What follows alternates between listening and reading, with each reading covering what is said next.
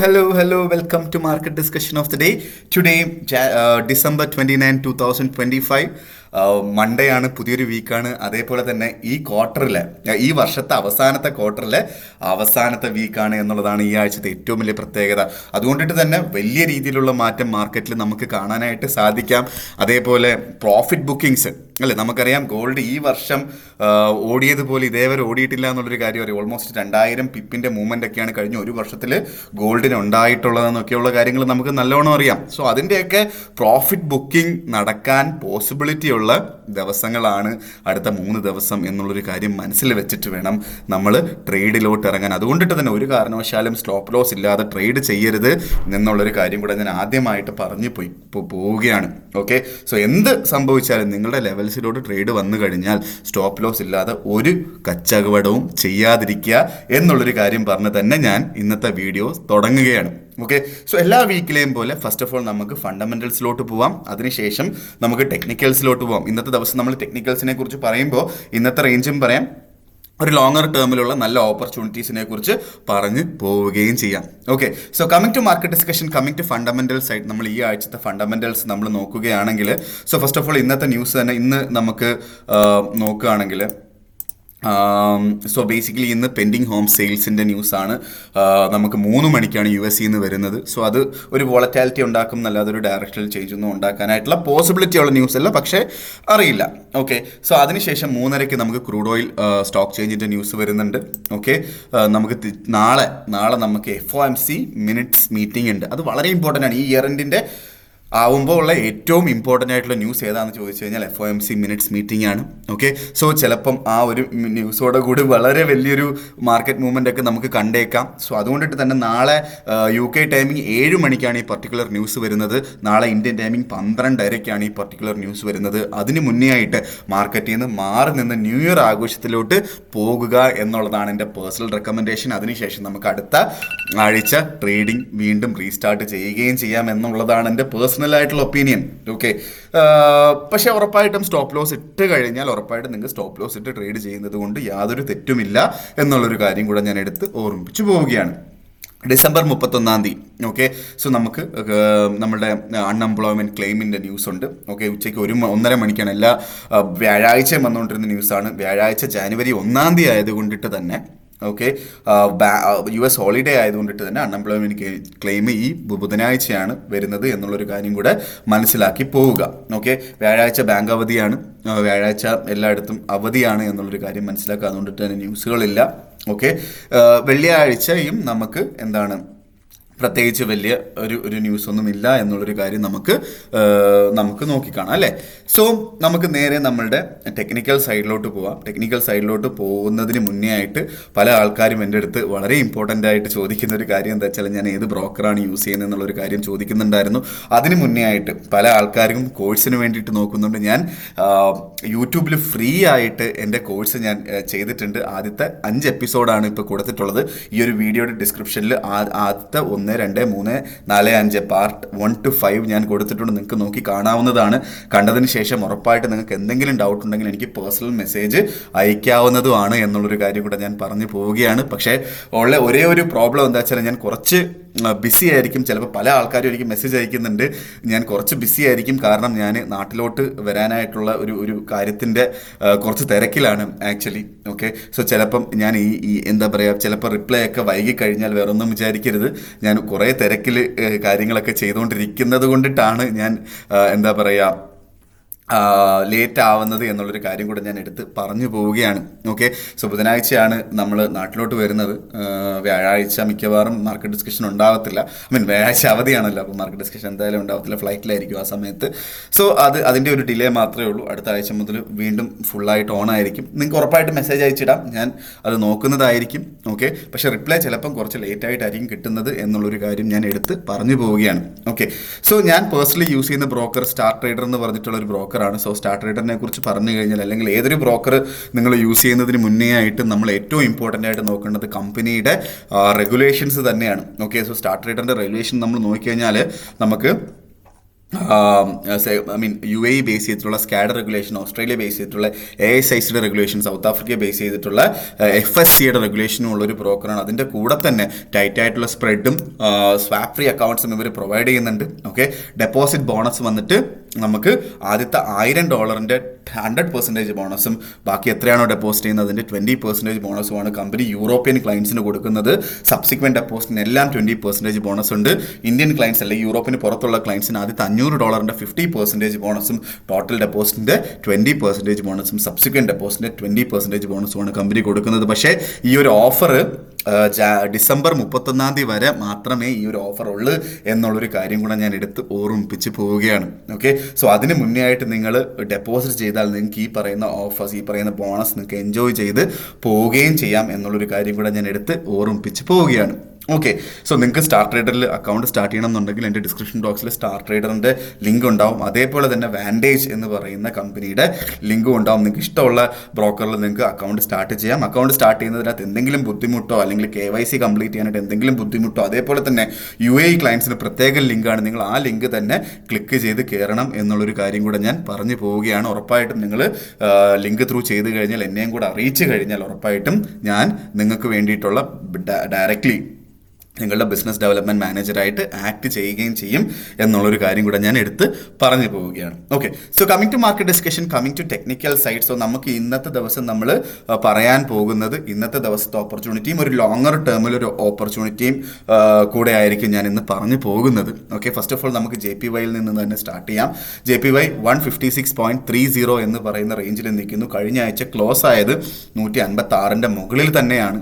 അതൊരു നല്ല കാര്യമാണ്. ഓക്കെ, സോ 156 എന്ന് പറയുന്നത് നല്ലൊരു സപ്പോർട്ടായിട്ട് ആക്ട് ചെയ്യുന്നുണ്ട് എന്നുള്ളതാണ് നമ്മൾ അതിനകത്ത് നിന്ന് മനസ്സിലാക്കേണ്ട കാര്യം. പക്ഷെ നമ്മൾ കഴിഞ്ഞ ആഴ്ച തന്നെ 156 ബൈ ചെയ്ത ഒരാളുടെയും സ്റ്റോപ്പ് ലോസ് അടിച്ച് പോയിട്ടില്ല. ഓക്കെ, സോ 156 അവിടുന്ന് ബൈ ചെയ്തിട്ടുള്ള എല്ലാ ആൾക്കാർക്കും വേണമെങ്കിൽ ഒരു ലോങ്ങർ ടേമിലോട്ടുള്ളൊരു ബൈ എൻട്രി ആയിട്ട് അതിനെ കണ്ട് മുന്നോട്ട് പോവുകയും ചെയ്യാം. ഇനിഷ്യൽ റെസിസ്റ്റൻസ് ഉറപ്പായിട്ട് 158 160 റെസിസ്റ്റ് ചെയ്യുമെങ്കിലും മേജറായിട്ടുള്ള ഒരു റെസിസ്റ്റൻസ് 162 ഉള്ളത്. 162 എന്ന് പറഞ്ഞാൽ 2000-ന് ശേഷമുള്ള ഏറ്റവും ഹയസ്റ്റ് പ്രൈസ് ആണ് കേട്ടോ. സോ 162 ബ്രേക്ക് ചെയ്താൽ നേരെ 166 ആയിരിക്കും അടുത്തൊരു റേഞ്ച് എന്ന് പറഞ്ഞു കഴിഞ്ഞാൽ നമ്മളുടെ JPYയിൽ.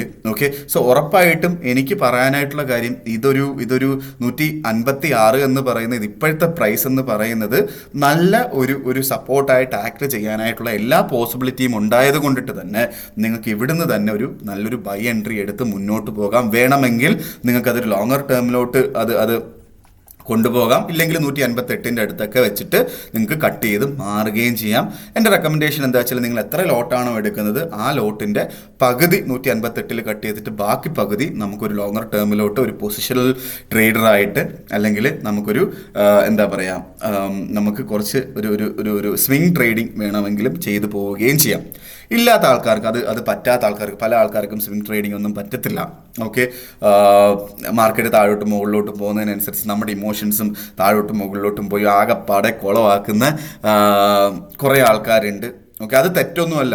നമ്മളുടെ മോഡ് ഓഫ് ട്രേഡിങ്, നമ്മൾ എങ്ങനെയാണോ ട്രേഡ് ചെയ്യുന്നത് എന്നുള്ളൊരു കാര്യം നമ്മൾ മനസ്സിലാക്കി ട്രേഡ് ചെയ്ത് പോയാൽ മതി. അത് നല്ല കാര്യം തന്നെയാണ്. നിങ്ങൾക്കൊരു എന്താ പറയുക ഒരു സ്ട്രാറ്റജി ഉണ്ടാവണം, ഒരു റിസ്ക് റിവാർഡ് റേഷ്യോ ഉണ്ടാവണം. ഞാൻ അങ്ങനെ ചെയ്യുമ്പോൾ ഞാൻ 1:1.5 റേഷ്യോയിലാണ് സ്റ്റോപ്പ് ലോസും ടേക്ക് പ്രോഫിറ്റും വെക്കുന്നത്. ഓക്കെ, സോ നിങ്ങൾക്കും അങ്ങനെ വേണമെങ്കിലും ചെയ്ത് അത് കട്ട് ചെയ്ത് വീണ്ടും 156 കിട്ടുകയാണെങ്കിൽ അവിടുന്ന് ബൈ ചെയ്ത് മുന്നോട്ട് പോവുകയും ചെയ്യാം. ഓക്കെ, സോ USD JPY ഇന്നത്തെ പോയിന്റ് ഓഫ് വ്യൂവിൽ 186 അവിടുന്ന് ബൈ ചെയ്യുന്ന ആൾക്കാർ 155.40 താഴെ സ്റ്റോപ്പ് ലോസ് വെക്കുക. ടേക്ക് പ്രോഫിറ്റ് 1:1.5 റേഷ്യോയിൽ വെക്കുക. ലോങ്ങർ ടൈമിൽ ചെയ്യുന്ന ആൾക്കാരും ഇങ്ങനെ തന്നെ വെച്ചാൽ മതി, ഇങ്ങനെ തന്നെ അലോക്കേറ്റ് ചെയ്താൽ മതി. ഓക്കെ, 162 വരെ ആയിരിക്കും നമുക്ക് അടുത്തൊരു റെസിസ്റ്റൻസ് ഉണ്ടാവുക എന്നുള്ളൊരു കാര്യം കൂടെ ഞാൻ പറഞ്ഞു പോവുകയാണ്. ഓക്കെ, സോ നേരെ നമ്മളുടെ യൂറോയിലോട്ട് വരുമ്പോൾ യൂറോ നമ്മളുടെ റഷ്യ ഉക്രൈൻ വാർ നടക്കുന്നതിൻ്റെ കുറേ കാര്യങ്ങൾ ഓൾറെഡി നമുക്കറിയാം. ജനുവരി 5 ജുനിറ്റൻ കലണ്ടറിലെ ക്രിസ്മസ് ആണ്. ആ ജുനിറ്റൻ കലണ്ടറാണ് റഷ്യയും ഉക്രൈനും ഫോളോ ചെയ്ത് പോകുന്നത്. ക്രിസ്മസിന് മുന്നേ ആയിട്ട് വാർ അവസാനിക്കും എന്നുള്ളൊരു കാര്യങ്ങളൊക്കെ പറയുന്നുണ്ട്. അതുകൊണ്ടിട്ട് തന്നെ ജനുവരി 5 മുന്നേ ആയിട്ട് ആ റഷ്യ ഉക്രൈൻ വാർ മാറട്ടെ, അത് പോകട്ടെ എന്ന് ഞാൻ സത്യം പറഞ്ഞു കഴിഞ്ഞാൽ പ്രാർത്ഥിക്കുകയാണ്. ഒരുപാട് കാലമായി ഒരുപാട് ആൾക്കാരുടെ ജീവൻ നഷ്ടപ്പെട്ടു. അതുകൊണ്ടിട്ട് തന്നെ ആ ഒരു വാർ അവസാനിക്കുക തന്നെ ചെയ്യട്ടെ. അതിൻ്റെ അപ്ഡേറ്റ്സുകളെ കുറിച്ച് പറഞ്ഞാൽ ക്രിസ്മസ് ഡേക്ക് യുക്രൈൻ റഷ്യ ആക്രമിക്കുകയുണ്ടായി. സോ അങ്ങനെയൊക്കെ കുറേ ബാക്ക്ഗ്രൗണ്ടിൽ കുറേ കാര്യങ്ങൾ നടക്കുന്നുണ്ട്. ഓക്കെ, സോ അതുകൊണ്ടിട്ട് തന്നെ യൂറോയിനെ കുറിച്ച് ഞാൻ പറഞ്ഞു കഴിഞ്ഞാൽ യൂറോ തൽക്കാലം മാറി നിൽക്കുക. പക്ഷെ ബെറ്റർ പ്രൈസ് കിട്ടുകയാണെങ്കിൽ ഉറപ്പായിട്ടും ബൈ ചെയ്ത് മുന്നോട്ട് പോകാം. കഴിഞ്ഞ ആഴ്ച 1.1800 അവിടുന്ന് സെല്ല് ചെയ്യാനായിട്ട് ഞാൻ പറഞ്ഞിട്ടുണ്ടായിരുന്നു. 2 ഓപ്പർച്യൂണിറ്റി നമുക്ക് അങ്ങനെ കിട്ടിയിട്ടുമുണ്ട് അല്ലേ. സോ അവിടുന്ന് സെല്ല് ചെയ്തിട്ടുള്ള ആൾക്കാർക്കൊക്കെ അത്യാവശ്യം ചെറിയൊരു പ്രോഫിറ്റ്, ഒരു 40 പിപ്സിൻ്റെ ഒക്കെ പ്രോഫിറ്റ് കിട്ടിയിട്ടുണ്ടായിരുന്നു. ഇനിയും വീണ്ടും നമുക്ക് 1.1800 അവിടെ കിട്ടിക്കഴിഞ്ഞാൽ അവിടുന്ന് വേണമെങ്കിൽ വീണ്ടും സെല്ല് ചെയ്ത് കച്ചവടം ചെയ്യാം. 1.1800 അവിടുന്ന് സെല്ല് ചെയ്യുന്ന ആൾക്കാർ 1.1860 മുകളിലായിട്ട് സ്റ്റോപ്പ് ലോസ് വെക്കണം എന്നുള്ളൊരു കാര്യം നിർബന്ധമായിട്ടും വെക്കണം. ടേക്ക് പ്രോഫിറ്റ് ഒരു 40 പിപ്സ് 50 പിപ്സിൻ്റെ ഒക്കെ ടേക്ക് പ്രോഫിറ്റ് എടുത്ത് മാറുന്നതായിരിക്കും ബെറ്റർ. കാരണം നമ്മൾ ട്രെൻഡിന് എഗെയിൻസ്റ്റ് ആണ് നിൽക്കുന്നത് എന്നുള്ളൊരു കാര്യം മനസ്സിലാക്കി വേണം നമ്മൾ ഈ ഒരു ട്രേഡ് എടുക്കാനും എന്നുള്ളൊരു കാര്യം കൂടെ ഞാൻ പറയുന്നു. ഓക്കെ, സോ നമുക്ക് യൂറോയിൽ ഒരു ലോങ്ങർ ടേമിലുള്ള ഒരു എൻട്രി പോയിന്റ് 1.1500 ആണ്. ഓക്കെ, ഈ 1.1500 എന്ന് പറയുന്നത് റഷ്യ ഉക്രൈൻ വാറിൻ്റെ കാര്യത്തിൽ എന്തെങ്കിലും ഒരു തീരുമാനം ഉണ്ടായാൽ അത് അവിടെ തന്നെ നിൽക്കുമോ ഇല്ലയോ എന്നുള്ളൊരു കാര്യം എനിക്കറിയില്ല. അതിനകത്ത് വേറെ പ്രശ്നമൊന്നും നടന്നില്ല, ഇങ്ങനെ തന്നെയൊക്കെ പോവുകയാണെങ്കിൽ 1.1500 കിട്ടിക്കഴിഞ്ഞാൽ അടുത്ത വർഷത്തേക്കുള്ള നല്ലൊരു ഓപ്പർച്യൂണിറ്റി ആയിരിക്കും എന്നുള്ളൊരു കാര്യം കൂടെ ഞാൻ എടുത്ത് ഓർമ്മിപ്പിച്ച് പോവുകയാണ്. അപ്പോൾ 1.1500 ആണ് നമുക്ക് ബെറ്റർ ആയിട്ടുള്ളൊരു എൻട്രി പോയിന്റ് യൂറോ USDയിൽ എന്നുള്ളൊരു കാര്യം കൂടെ ഞാൻ പറയുന്നു. ഇന്നത്തെ പോയിന്റ് ഓഫ് വ്യൂവിൽ നമുക്ക് 1.1800 അവിടുന്ന് ഒരു സെൽ ഓപ്പർച്യൂണിറ്റിയാണ് എനിക്ക് നിങ്ങളെടുത്ത് പറഞ്ഞു തരാനായിട്ടുള്ളത് എന്നും കൂടെ ഞാൻ എടുത്ത് ഓർമ്മിപ്പിച്ച് പോവുകയാണ്. Okay, so coming to GBP USD 1.34919 എന്ന് പറയുന്ന റേഞ്ചിൽ നിൽക്കുന്നു. പലവട്ടം 1.3500 തട്ടി അവിടുന്ന് തട്ടി താഴോട്ട് പോകുന്നതാണ് നമ്മൾ കണ്ടത്. ഓക്കെ, സത്യം പറഞ്ഞു കഴിഞ്ഞാൽ ഓക്കെ GBP അപ് ട്രെൻഡ് തന്നെയാണ്. ഓക്കെ, സെല്ലിംഗ് പാടില്ല. നമുക്ക് നല്ലൊരു എൻട്രി പോയിന്റ് ഇന്നത്തെ പോയിന്റ് ഓഫ് വ്യൂവിലാണ് ചോദിക്കുന്നതെങ്കിൽ 1.3460 1.3450 അവിടുന്ന് ബൈ ചെയ്യുക. ടൈറ്റായിട്ട് സ്റ്റോപ്പ് ലോസ് വെക്കുക. 1.3430 താഴെയായിട്ട് 20 പിപ്സ് അല്ലെങ്കിൽ 30 പിപ്സിൻ്റെ സ്റ്റോപ്പ് ലോസ് വെക്കുക. 1:1.5 റേഷ്യോയിൽ ടേക്ക് പ്രോഫിറ്റും വെച്ച് പോവുക. ഓക്കെ, ഇല്ലാത്ത പക്ഷം നമുക്ക് ചെയ്യാൻ പറ്റുന്ന ഒരു ലോങ്ങർ ടേമിലോട്ടൊരു എൻട്രി, നല്ലൊരു എൻട്രി പോയിന്റ് 1.3300 അവിടെ കിട്ടിക്കഴിഞ്ഞാലുള്ളൊരു എൻട്രി പോയിന്റ് ആണ്. ഓക്കെ, പക്ഷേ നിങ്ങളുടെ അടുത്ത് എല്ലാവരുടെ അടുത്തും ഞാൻ പറഞ്ഞിട്ടുള്ള ഒരു ലോങ്ങർ ടേം സ്വിംഗ് ട്രേഡിംഗ് ചെയ്യാനായിട്ട് ഉള്ള ലോങ്ങർ ടേം എൻട്രി കഴിഞ്ഞ ഒരു മാസം മുന്നേ ആയിട്ട് ഞാൻ പറഞ്ഞിട്ടുണ്ടായിരുന്നു. നല്ല ക്വാണ്ടിറ്റി എടുത്ത് ബൈ ചെയ്ത് ഹോൾഡ് ചെയ്യാനായിട്ട് പറഞ്ഞിട്ടുണ്ടായിരുന്നു. മാർക്കറ്റ് 1.3030 1.3000 മാർക്കറ്റ് എത്തിയ സമയത്ത് ഞാൻ പറഞ്ഞിട്ടുണ്ടായിരുന്നു. ഓക്കെ, അവിടെ നിന്നൊക്കെ ബൈ ചെയ്തിട്ടുള്ള ആൾക്കാർക്ക് ഇപ്പോൾ ഒരു ലോട്ട് കച്ചവടം ചെയ്തിട്ടുള്ള ആൾക്കാർക്ക് $5000 പ്രോഫിറ്റാണ് ഉണ്ടായിട്ടുള്ളത്. ഓക്കെ, സോ അങ്ങനത്തുള്ള ഓപ്പർച്യൂണിറ്റീസ് ആണ് നമ്മൾ എടുക്കേണ്ടത്. അപ്പോൾ നമ്മൾ എന്താ ചെയ്യേണ്ടത്? ട്രേഡിംഗ് എടുത്ത് നമുക്ക് നല്ല എൻട്രി പോയിന്റോ കിട്ടിക്കഴിഞ്ഞാൽ നമുക്ക് അതെടുത്ത് മിണ്ടാതിരിക്കാം. ഒരു 6 മാസത്തേക്കുള്ള ഒരു പ്രോഫിറ്റൊക്കെ നമുക്ക് ഒരു ട്രേഡിൽ ഒറ്റ മാസം കൊണ്ടൊക്കെ തരും എന്നുള്ളതാണ്. GBP ഒക്കെ നമുക്ക് നല്ലൊരു പൊസിഷനിൽ കിട്ടിക്കഴിഞ്ഞാൽ നമുക്ക് എടുക്കാൻ പറ്റുന്ന ഓപ്പർച്യൂണിറ്റി അല്ലേ. സോ ആ ഓപ്പർച്യൂണിറ്റി മിസ്സാക്കി കളയരുത് എന്നുള്ളതാണ്. സോ നമുക്കൊരു ലോങ്ങർ ടേമിൽ 1.3300 1.3200 ഇവിടെയാണ് നമുക്ക് നല്ലൊരു ബൈ എൻട്രി ഉള്ളത്. ഓക്കെ, സോ അതും നമ്മൾ നോക്കി നല്ല രീതിയിൽ എടുത്തു കഴിഞ്ഞാൽ 100% നമുക്ക് നല്ലൊരു പ്രോഫിറ്റ് നമുക്ക് അതിനകത്ത് നിന്ന് എൻജോയ് ചെയ്ത് പോവുകയും ചെയ്യാം എന്നുള്ളൊരു കാര്യം കൂടെ ഞാൻ എടുത്ത് ഓർമ്മിപ്പിച്ച് പോവുകയാണ്. Okay, so coming to gold 4472 നിൽക്കുന്നു. സോ ഇന്ന് നമുക്ക് മാർക്കറ്റ് എന്താ പറയുക, മാർക്കറ്റ് വലിയ ഒരു മൂവ്മെൻ്റ് ഒക്കെയാണ് ഇന്ന് നടന്നത് അല്ലേ. 4548 വരെ മാർക്കറ്റ് ഇന്നത്തെ ഹൈ പോയിട്ടുണ്ടായിരുന്നു. ഓക്കെ, സോ മാർക്കറ്റ് ലോയിൽ വന്നപ്പോൾ 4445 ഓൾമോസ്റ്റ് 1000 പിപ്പിൻ്റെ മൂവ്മെൻ്റ് ആണ് ഇന്നത്തെ ദിവസം ഓൾറെഡി നടന്നിട്ടുള്ളത്. ഓക്കെ, കഴിഞ്ഞൊരു 10 മണിക്കൂറിൽ നടന്നിട്ടുള്ളത്. അത് വലിയൊരു മൂവ്മെൻ്റ് ആണ്. ഓക്കെ, സോ ഈ ഒരു മൂവ്മെൻറ്റ് ഇങ്ങനെ നിൽക്കുന്ന സമയത്ത് എനിക്ക് ഗോൾഡിൽ ട്രേഡ് ചെയ്യാനായിട്ടുള്ള ബേസിക്കലി എനിക്ക് റെക്കമെൻഡേഷൻസ് ഇല്ല. പക്ഷേ എന്നിരുന്നാലും ഇന്നത്തെ പോയിന്റ് ഓഫ് വ്യൂവിൽ ഞാൻ പറയുകയാണെങ്കിൽ 4430 എന്ന് പറയുന്ന റേഞ്ചിലൊക്കെ കിട്ടിക്കഴിഞ്ഞാൽ അവിടുന്ന് ബൈ ചെയ്ത് മുന്നോട്ട് പോകാം.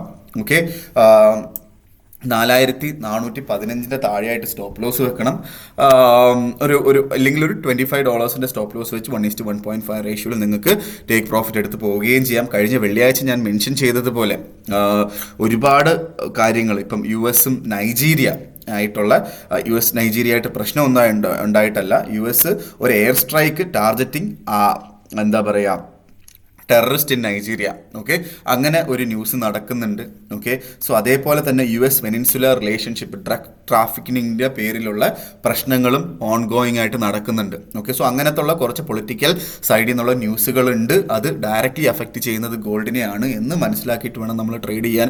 അതേപോലെ തന്നെ ഗോൾഡ് കഴിഞ്ഞ ഒരു വർഷത്തിൽ 2000 പിപ്പിൻ്റെ മൂവ്മെൻ്റ് ആണ് നടന്നിട്ടുള്ളത് അല്ലേ. സോ ഈ 2000 പിപ്പിൻ്റെ മൂവ്മെൻറ്റ് നടന്നിട്ടുള്ള ഗോൾഡിനകത്ത് ഉറപ്പായിട്ടും എന്താ പറയുക, പ്രോഫിറ്റ് ബുക്കിംഗ്സ് ഉണ്ടാവാനായിട്ടുള്ള പോസിബിലിറ്റി ഉണ്ട്. കാരണം ഈ ക്വാർട്ടർ തീരെയാണ്, ഈ വർഷം തീരെയാണ് അല്ലേ. സോ അതിന് സ്വാഭാവികമായിട്ടും നമുക്ക് പ്രതീക്ഷിക്കാവുന്നതേ ഉള്ളൂ ഒരു പ്രോഫിറ്റ് ബുക്കിംഗ് ഒക്കെ. അത് പ്രതീക്ഷിക്കുക തന്നെ ചെയ്യണം. അതുകൊണ്ടിട്ട് തന്നെ ഒരു കാരണവശാലും സ്റ്റോപ്പ് ലോസ് ഇല്ലാതെ ട്രേഡ് ചെയ്യരുത് എന്നുള്ളതാണ് എൻ്റെ റെക്കമെൻഡേഷൻ. നമ്മുടെ ലെവൽസിൽ വന്നു കഴിഞ്ഞാൽ ഉറപ്പായിട്ട് നമ്മൾ ട്രേഡ് എടുക്കണം, അതിനെ വിശ്വസിച്ച് നമ്മൾ ട്രേഡ് എടുക്കണം. പക്ഷേ സ്റ്റോപ്പ് ലോസ് ഇല്ലാതെ ഒരു കാരണവശാലും ട്രേഡ് എടുക്കരുത് എന്നുള്ളതാണ് എൻ്റെ റെക്കമെൻഡേഷൻ. നമുക്ക് ലോങ്ങർ ടേമിലോട്ട് നോക്കിക്കഴിഞ്ഞാൽ 3980 എന്നുള്ളതാണ് നമുക്ക് ലോങ്ങർ ടേമിലോട്ടുള്ളൊരു ബൈ പോയിന്റ്. ഓക്കെ, സോ അവിടെയൊക്കെ നമുക്ക് കിട്ടിക്കഴിഞ്ഞാൽ നമുക്ക് നല്ല വൈഡായിട്ട് സ്റ്റോപ്പ് ലോസ് വെച്ച് നമുക്ക് നല്ല രീതിയിലൊരു എന്താ പറയുക സ്വിംഗ് ട്രേഡിംഗ് ഓപ്പർച്യൂണിറ്റിയും അവിടെ ഉണ്ട് എന്നുള്ളൊരു കാര്യം കൂടെ ഞാൻ എടുത്ത് ഓർമ്മിപ്പിച്ച് പോവുകയാണ്. ഓക്കെ, സോ ഇതൊക്കെയാണ് ഇന്നത്തെ ദിവസത്തെ മാർക്കറ്റ് ഡിസ്കഷനിൽ എനിക്ക് പറഞ്ഞു പോകാനായിട്ടുള്ള കാര്യങ്ങൾ. സോ നാളെയും മറ്റന്നാളും ഒക്കെ ഞാൻ കുറച്ച് ബിസി ആയിരിക്കും. പല ആൾക്കാരും എനിക്ക് മെസ്സേജ് അയക്കുന്നുണ്ട്. ഞാൻ അതിനൊക്കെ മാക്സിമം ഞാൻ എൻ്റെ ഭാഗത്തുനിന്ന് ഞാൻ റിപ്ലൈ ചെയ്യുന്നതുമായിരിക്കും. ഓക്കെ, പക്ഷേ നമുക്ക് ഒരുപാട് കാര്യങ്ങൾ ഇവിടെ ചെയ്യാനായിട്ട് കിടപ്പുണ്ട്.